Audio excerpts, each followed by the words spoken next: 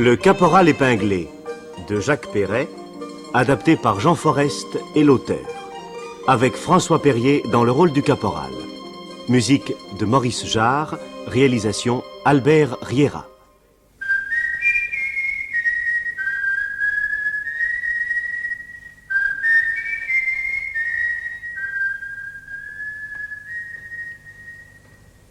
Prisonnier dans un stalag de la banlieue berlinoise, le caporal a décidé de s'évader pour la 3e fois. 2 camarades l'accompagneront, le breton Kerfaou et le parisien Biron. Le départ est fixé au lendemain.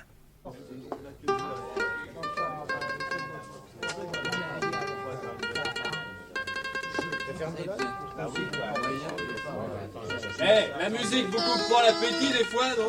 Et l'odeur, elle te coupe pas la musique, non?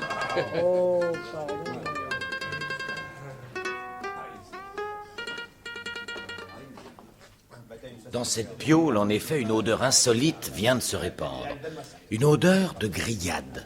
À croire que mon nez divague. Je commence à comprendre pourquoi Durand a tellement insisté pour que je vienne casser la croûte avec lui ce soir, malgré les préoccupations de ma veillée d'armes. Installe-toi, mon pote. On va bouffer en musique. Comme les riches et les grands. Aiguise ton couteau. Durand, c'est le gars du commando qui me proposait l'autre jour de la graisse de fauve pour oindre les semelles et semer la terreur dans le museau des chiens. Cet homme, apprenant mon départ, veut donc me régaler comme s'il voulait absolument me faire emporter le Lichterfeld, un souvenir attendri. Alors, ça ne sent pas le blé cuit, non?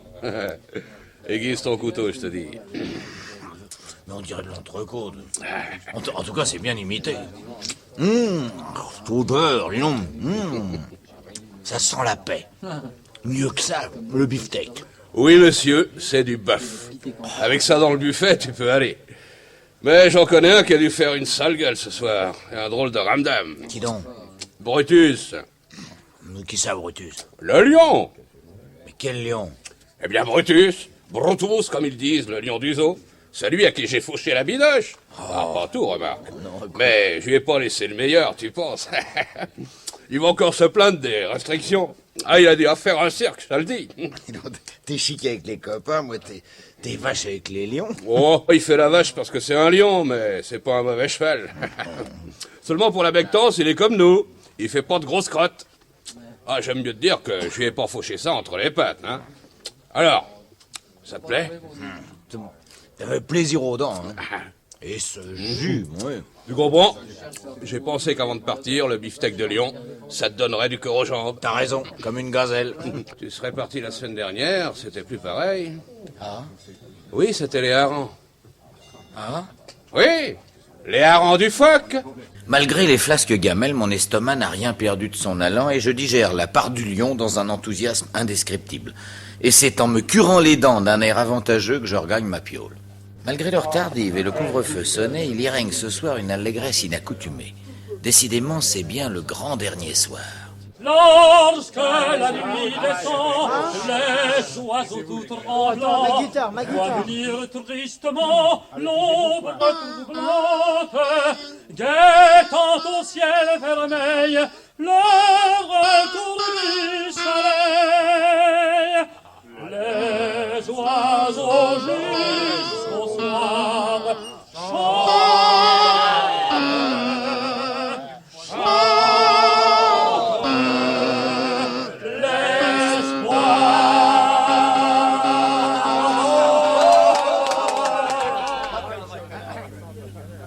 Et tandis que mes entrailles étonnées se partagent dans la joie les sucs mirobolants du beefsteak de fauve, je ne demande qu'à prendre une large part de la fête improvisée dans la piaule. Je me hisse sur mon lit déjà encombré d'auditeurs, à côté de Kerfaou qui braille à plein poumon en me décochant d'énormes clins d'œil. La fumée est suffocante, un pâle falot pend au plafond. En bas, dressé sur la table, le chanteur émerge, le visage blême et le front luisant sous l'ampoule. Hardy les gars, Viro, Gado, goodbye, farewell, goodbye, farewell. Hardy les gars, adieu Bordeaux, hurrah au Mexico. Au Cap Bordil ne fera pas chaud, allez oui, au lac Chalet et à la pêche. pêche au cachalot, à le matelot et au Tout autour s'étagent dans l'obscurité des couchettes les galériens débraillés tassés dans l'entrepont du navire en panne. Et à certains moments, le refrain bien scandé donne à toutes ces ombres une impression de roulis. Demain se lèvera la brise. Je ne pouvais pas rêver une plus belle veillée d'appareillage.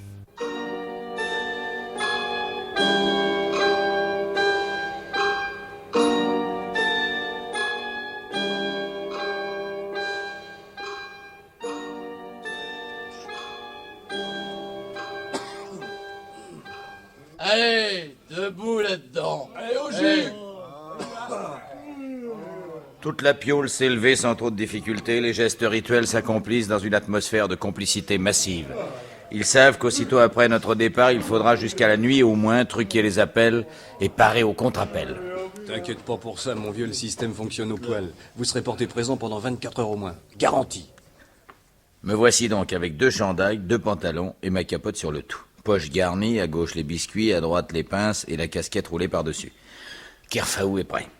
Guéron vient nous rejoindre. Il me paraît plus petit que d'habitude tellement je le vois engoncé dans sa triple pelure. Dis donc, et les ballots, ils les ont pas apportés encore. Et voilà. 2 camarades sont allés récolter dans les pioles amis assez de loques pour constituer les 3 faux paquets de linge qui doivent nous ouvrir la première enceinte. Allez les gars, c'est le moment, hein. Les laveurs viennent de passer. Et attention pour l'appel, vous autres. Et la trappe, elle fonctionne pour le remplaçant. Bon, ça va, allez-y. Et qu'on vous revoie plus. Et bonjour à Titine. Dis donc, alors si t'as besoin de ravitaillement, tu le dis à Comète, hein. Te gêne pas. Et si t'as des combines, des coupures, tu nous fais passer le rencard. Entendu? Bon, allez, tu balais. Et bonjour à Titine. Baluchon sur l'épaule, nous sortons de la baraque. Et voilà. Une fois de plus, on commence à compter les secondes qui passent comme des victoires et les minutes comme des miracles. Assez frauduleuses pendant 50 mètres, nos silhouettes deviennent acceptables sitôt tourné le coin de la 3e baraque et enfilé la piste des laveurs. Voici en face de nous la porte du terrain de pelote qui est refermée et qu'il s'agit de forcer d'un coup de bluff. La sentinelle n'a pas bougé, c'est Kerfaou qui se paie le plaisir de l'apostrophe. Psst! Hep! Oh, l'ami! Tourbite! Et grouille-toi donc, tête de lard. Ça va, n'en rajoute pas. Emmitouflée dans son grand manteau cloche tout d'une pièce comme une guérite ambulante, la sentinelle s'avance avec une majesté de jouet mécanique. Merveilleuse mécanique. Un beurre.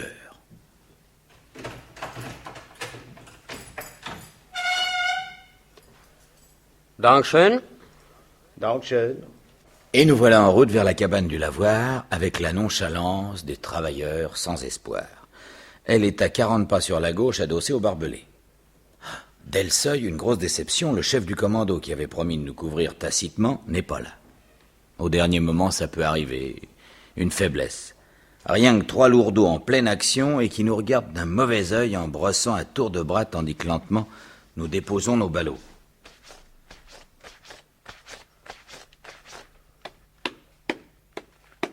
Le chef du commando, il est pas venu? Bah alors, je vous cause français, quoi. Vous savez bien qu'on avait rendez-vous avec lui. Oh, peut-être ben, mais c'est des affaires qu'on connaît pas. Bon, bah vous frappez pas, on va pas moisir ici. Dès que la sentinelle sera barrée un peu plus loin, on s'en ira. On vous veut pas de mal. Bah ouais, ça arrive qu'on veut pas de mal, et puis qu'on en fait. Manque de peau, la sentinelle, au lieu de s'éloigner, s'avance vers la cabane. Sans malice d'ailleurs, elle vient même y prendre un air de feu devant le poêle. Fraternisation intempestive. Kalt, nicht wahr? Ja, tu l'as dit. On aimerait pouvoir lui donner un peu plus de conversation à ce pauvre type. Mais ils choisissent toujours si mal leur moment. Avec lenteur, nous dénouons nos ballots et le dos au poil rouge engoncé jusqu'au cou, nous ébauchons à fleur d'eau certains gestes qui, à la rigueur, donneraient à penser que nous lavons du linge. Kerfaou a pêché une jambe de pantalon qui traînait à la surface du bac et la caresse délicatement comme un linge de soie. D'un geste mou, Biron brosse la planche nue, histoire de faire une ambiance, mais son œil est braqué sur la porte entr'ouverte. La sentinelle vient de partir enfin. Oh, pas loin. Elle bat de la semelle à 15 mètres de la cabane. Ah, il serait bon de lui rappeler à se tirer au cul que sa consigne est de faire le tour de l'enceinte et de ne pas adresser la parole aux pauvres prisonniers.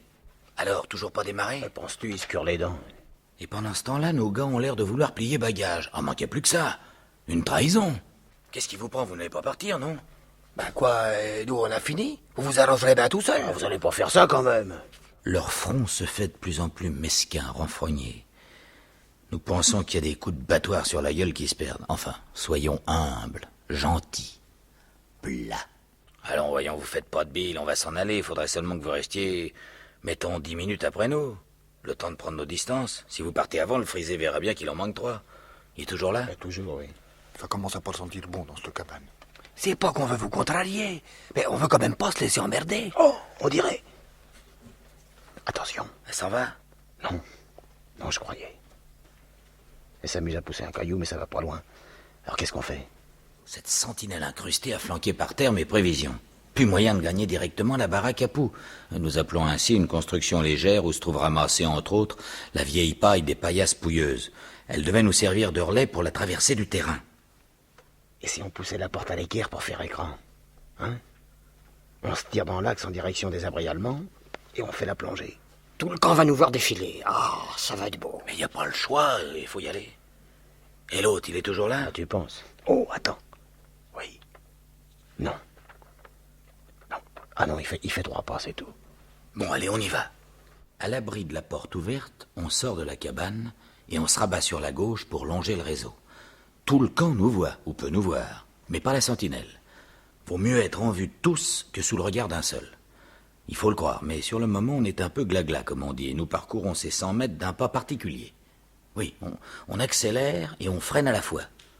La tête rentrée dans les épaules et tout de même le menton dégagé. Pour dissimuler la crispation du derrière, ça n'est pas trop que nos 2 pantalons et la capote dessus. Enfin, ça y est, la tranchée abri, plouf, nous plongeons.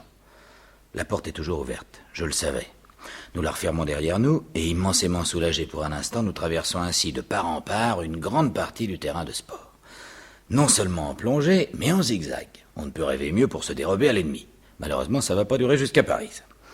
À l'entrée du boyau, je hisse la tête en surface. Tout est calme. La sentinelle enfin a quitté les abords de la cabane et rôde près de la porte. Tout se passe comme si les 3 laveurs n'étaient pas encore partis. Au fond, c'est quand même des bons gars. N'empêche que nos plans sont complètement déglingués, en pleine improvisation. Et la sentinelle est tournée de notre côté maintenant. Alors, faut attendre qu'elle redémarre, et nous, la cabane à Pou à toute pompe, le sprint, la giclée. Mais attention, il faudra biaiser nettement sur la gauche, on sera plus vite hors de vue. Mais qu'est-ce qu'il fait, Kerfaou? Oh, excusez-moi, mais je pisse. C'était pas prévu non plus, mais au point où nous en sommes...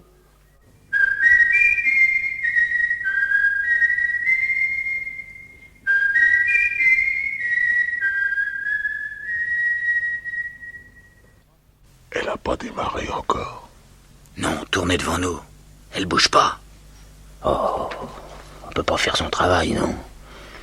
Sacré gros fainéant va encore nous foutre dedans, c'est un monde. L'œil à fleur de terre, je continue d'ajuster la sentinelle.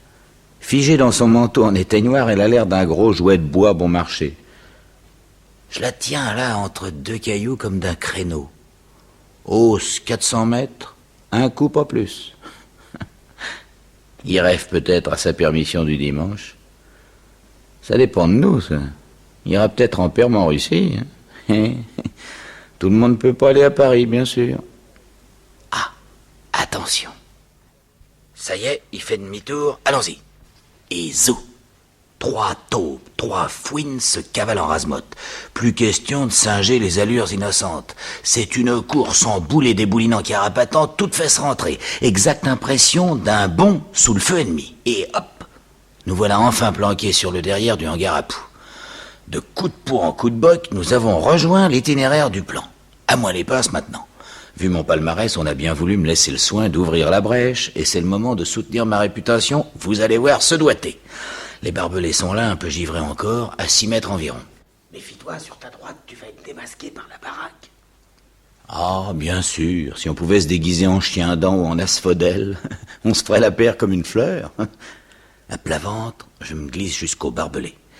Ramper, on connaît ça. Guerrier ou captif, c'est toujours à plat ventre qu'on gagne la timbale à présent. Une dernière ondulation des épaules et me voilà à pied d'œuvre. J'ouvre les pinces. Amène-toi en vitesse, v'là la plotte. Demi-tour sur les coudes et repli accéléré. C'est tout le retard qu'on a pris qui nous vaut ce coup idiot. Il est déjà 10 heures, bien sûr. Pas d'autre solution que de nous planquer rondement dans la paille pouilleuse.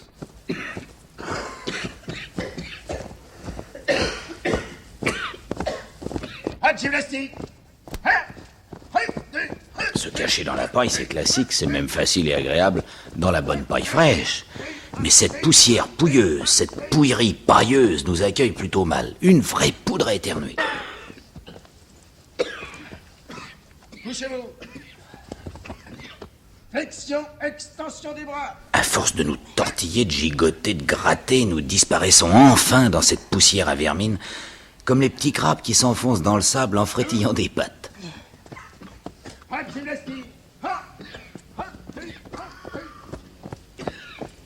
Je pense aux poux, à ces colonies de poux qui mouraient de faim et qui tout doucement trottinent vers la formidable aubaine. Couchez. Flexion, extension des bras.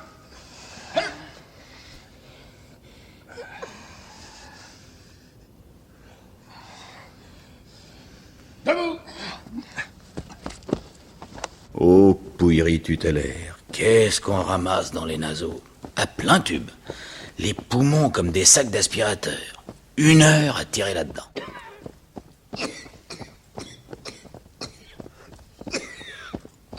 Bon, la Kerfaouk qui prend une quinte à présent. Une poignée de poux qu'il a dû avaler.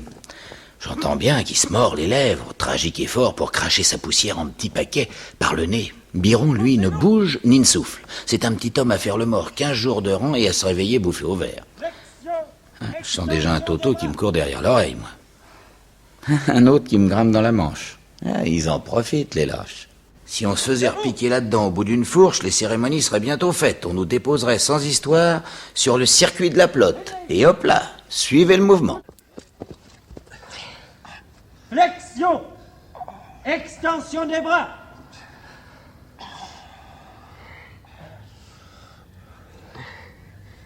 Debout. Pas gymnastique. Belle cadence aujourd'hui, ça plotte dur. Un peu d'orage dans l'air. Je cherche à identifier la voix du sous-off allemand, un nouveau sans doute. Si les copains pouvaient seulement savoir qu'on est là, ça leur ferait passer un sacré grand moment. Marche en canard. Ah, ça sent la fin. Je pense que s'ils étaient arrivés seulement 10 minutes plus tard, ils pouvaient dérouler leur marche en canard direction les barbelés à la queue leu par le trou, la basse-cour vidée d'un seul coup et hop, ouvrez les ailes. Bon, enfin, n'en parlons plus. Ça va recommencer à devenir sérieux.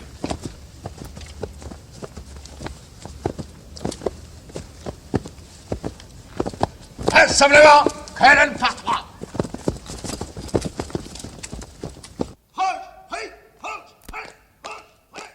Déjà, la figure chiffonnée de Biron s'ébroue en surface, il crachote sa paille et postillonne ses poux. Allez, debout, faut pas s'abolir, les enfants. Lentement, nous émergeons de notre fumier sec, nous ébrouant, tout sautant, secouant la vermine, et déjà nous grattant.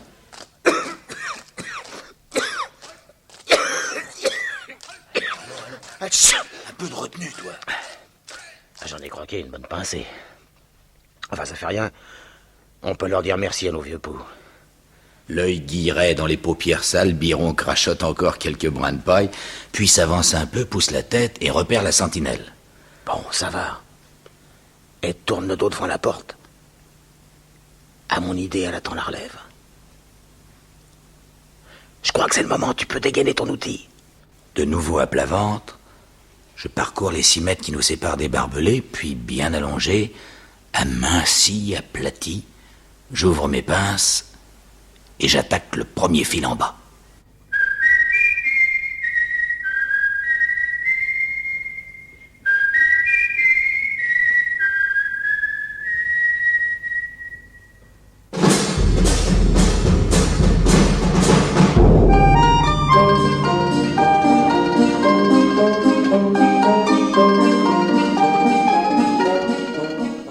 C'était Le Caporal épinglé de Jacques Perret, adapté par Jean Forest et l'auteur. Musique de Maurice Jarre. François Perrier était le caporal, Paul Barré, Biron. Fred Fischer, Jean Werner et Lucien Paris participaient également à cette émission. Réalisation Albert Riera.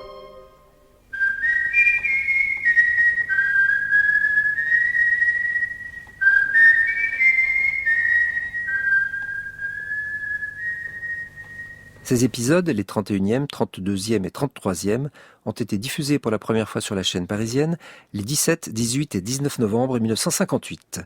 À réécouter en ligne ou à télécharger, ainsi que les précédents, sur le site franceculture.fr ou sur l'application Radio France à la rubrique des Nuits de France Culture. Le roman de Jacques Perret est publié aux éditions Gallimard. À suivre.